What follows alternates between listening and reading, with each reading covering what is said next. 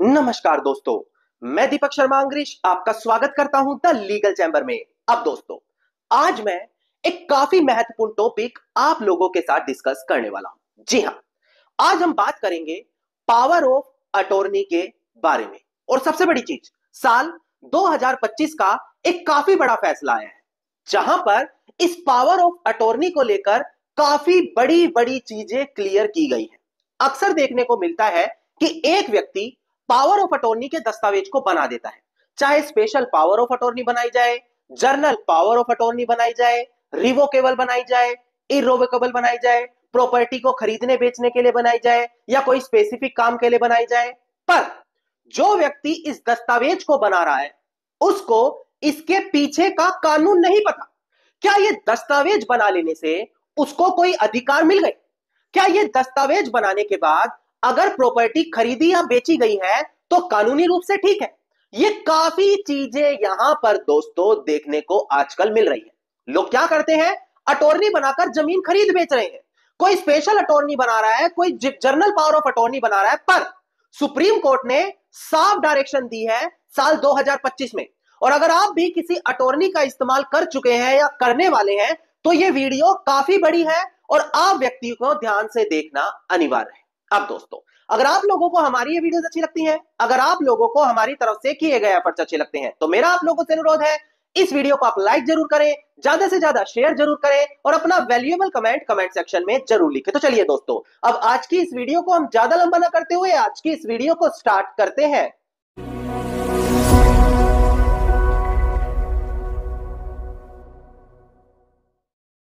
अब दोस्तों, सबसे पहले आपको पावर ऑफ अटॉर्नी के बारे में पता होना अनिवार्य है। उसके बाद हम साल 2025 की सुप्रीम कोर्ट की जजमेंट के बारे में बात करेंगे। देखिए, पावर ऑफ अटॉर्नी एक ऐसा दस्तावेज है जिसको बनाने के बाद किसी दूसरे व्यक्ति को दिया जाता है। जो वो दूसरा व्यक्ति होता है उसको हम एजेंट बोलते हैं।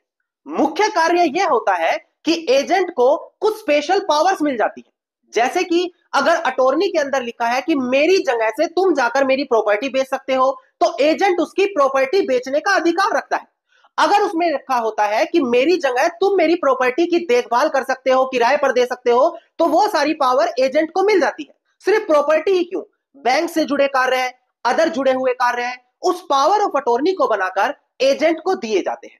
अब एजेंट क्या करता है, प्रिंसिपल की जगह, प्रिंसिपल वो है जिसने वो अटॉर्नी बनाई है, उसकी जगह से वो सभी काम करने लग जाता है जो उस पावर ऑफ अटॉर्नी के दस्तावेज के अंदर लिखे हैं। अब अटॉर्नी बनाते समय बहुत सी चीजें देखी जाती है। क्या उसको रजिस्टर्ड करवाना अनिवार्य है या नहीं, जर्नल अटॉर्नी बनाए या स्पेशल पावर ऑफ अटॉर्नी बनाए, रिवोकेबल बनाए या इरिवोकेबल बनाए, ये कुछ मैं बेसिक चीज आपको क्लियर कर दूं। देखिए, अगर आप किसी नॉर्मल काम के लिए अटॉर्नी बनाना चाहते हैं, जैसे किसी को कोर्ट में खड़ा करना अपनी जगह से, कोई दूसरे बैंक से जुड़े काम कराना, तो आप पावर ऑफ अटॉर्नी को नोटराइज करा सकते हैं, कोई दिक्कत नहीं है। पर अगर आप जमीन की खरीद बिक्री करने के लिए अटॉर्नी बनाना चाहते हैं, तो वहां पर उस पावर ऑफ अटॉर्नी का रजिस्टर्ड होना अनिवार्य है। यह सीधा सीधा कानून कहता है, पहली चीज। दूसरी चीज, क्या हम स्पेशल पावर ऑफ अटॉर्नी बनाए या जर्नल पावर ऑफ अटॉर्नी बनाए, यह चीज निर्भर करती है कि आप सामने वाले व्यक्ति को क्या कार्य दे रहे हैं। अगर किसी स्पेशल काम के लिए कि मेरी जगह से सिर्फ तुम कोर्ट में खड़े होगे या मेरी सिर्फ प्रॉपर्टी बेचने के लिए मैं अटॉर्नी बना रहा हूं, तो ये स्पेशल काम करने के लिए अटॉर्नी बनाई है, तो वहां पर आप सिर्फ स्पेशल पावर ऑफ अटॉर्नी बना सकते हैं। पर अगर आप जर्नली सभी पावर उसको देना चाहते हैं तो जर्नल पावर ऑफ अटॉर्नी बनाई जाती है।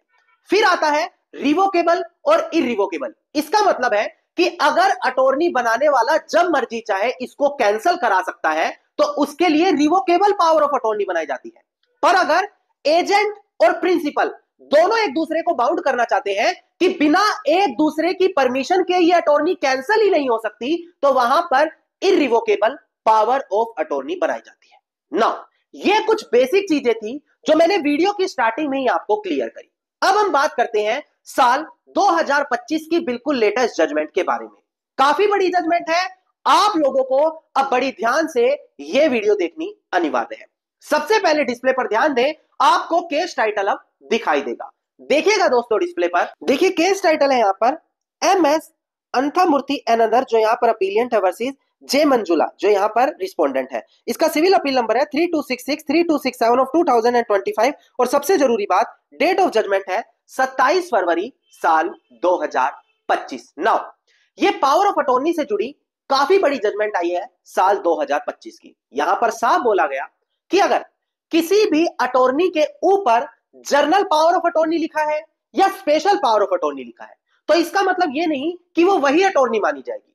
अटॉर्नी को समझने के लिए उसके अंदर जो शब्द लिखे गए हैं, जो लैंग्वेज यूज हुई है, उसको देखकर यह समझा जाएगा कि जो वो अटॉर्नी है, क्या वो स्पेशल अटॉर्नी बनाई है या जर्नल पावर ऑफ अटॉर्नी बनाई है।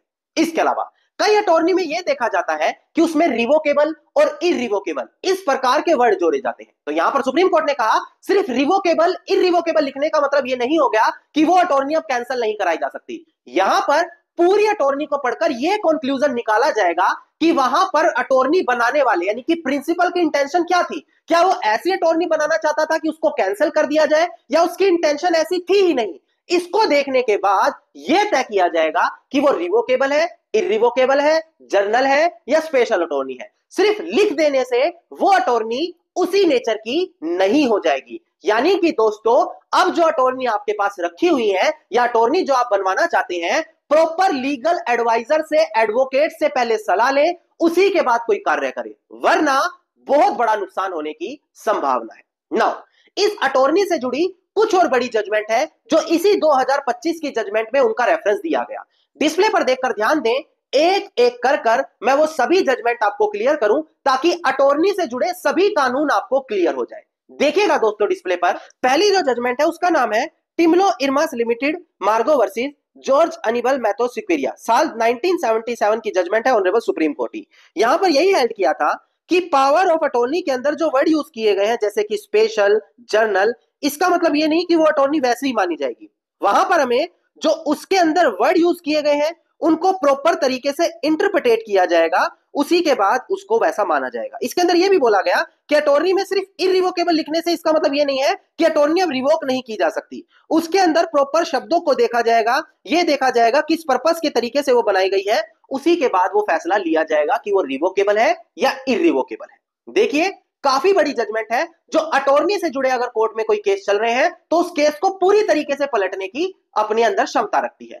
एक और बड़ी जजमेंट है, डिस्प्ले पर देखकर ध्यान दें, इसका केस टाइटल है स्टेट ऑफ राजस्थान वर्सेस बसंत नाहतू, 2005 की ये जजमेंट है। इन्होंने बोला कि ये वेल सेटल्ड लॉ है कि जो पावर ऑफ अटॉर्नी है वो सिर्फ एजेंसी देती है, मतलब कि जो प्रिंसिपल है उसको बनाने वाला है वो ऑथराइज करता है एजेंट को, अटॉर्नी होल्डर को, कि वो प्रिंसिपल की जगह कुछ ऐसे कार्य कर सकता है जो उस अटॉर्नी के अंदर लिखे गए हैं, ना कि खुद ही वो उन चीजों का मालिक बन जाएगा। वो तो सिर्फ एक एजेंट है, एक प्रकार का नौकर है जो कुछ ऐसे कार्य कर रहा है जो उस दस्तावेज में लिखे गए हैं। अब दोस्तों डिस्प्ले पर ध्यान दें, एक और बड़ी जजमेंट है, केस टाइटल है इसका दालचंद वर्सेस सेठ हजीमल एंड अदर, 1931 की जजमेंट है। यहां पर बोला गया कि जो एजेंट है यानी कि जिसके पास अटॉर्नी है, जो अटॉर्नी होल्डर है, उसका कोई भी प्रॉपर्टी में इंटरेस्ट नहीं माना जाएगा। जो वो प्रॉपर्टी बेच रहा है और बेचने के बाद जो उसके अंदर पैसे आ रहे हैं उसमें उसका कोई इंटरेस्ट नहीं है। किसका हक बन रहा है?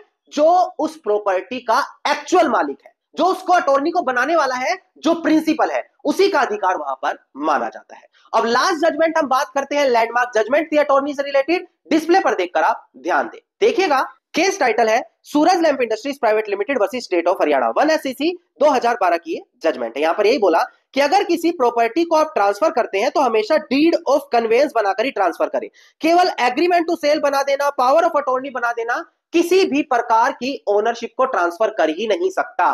साफ शब्दों में यह बात यहां पर बोली गई। अगर आपको प्रॉपर्टी ट्रांसफर करनी है, सेल डीड बनाए, गिफ्ट डीड बनाए, ये प्रॉपर डॉक्यूमेंट है। डीड ऑफ कन्वेंस बनाए, प्रॉपर डॉक्यूमेंट है। पर अटॉर्नी से प्रॉपर्टी ट्रांसफर करने पर आप किसी को मालिक नहीं बना सकते। अटॉर्नी से ट्रांसफर करने से मेरा मतलब है कि जीपीए एग्रीमेंट टू सेल, ये 5 कागज बनाकर कोई अपने पास रखकर बैठता और ये बोलता है मैं तो मालिक हूं। अटॉर्नी से सेल डीड बनाई जा सकती है, वो बिल्कुल वैलिड है, पर अटॉर्नी को अपनी जेब में रखने से खुद को मालिक नहीं बोला जा सकता। ये साफ शब्दों में मैं आपको क्लियर कर दूं। धन्यवाद दोस्तों, उम्मीद करता हूं वीडियो में मिली जानकारी आप लोगों के लिए काफी ज्यादा लाभदायक साबित होगी। छोटा सा अनुरोध है, वीडियो को तुरंत लाइक करें, शेयर करें और आपको हमारी वीडियोस कैसी लगती हैं कमेंट सेक्शन में जरूर लिखें। और अगर आप इसी प्रकार की महत्वपूर्ण जानकारी रोजाना पाना चाहते हैं तो चैनल को तुरंत सब्सक्राइब करके नोटिफिकेशन बेल आइकन आप जरूर दबा दें।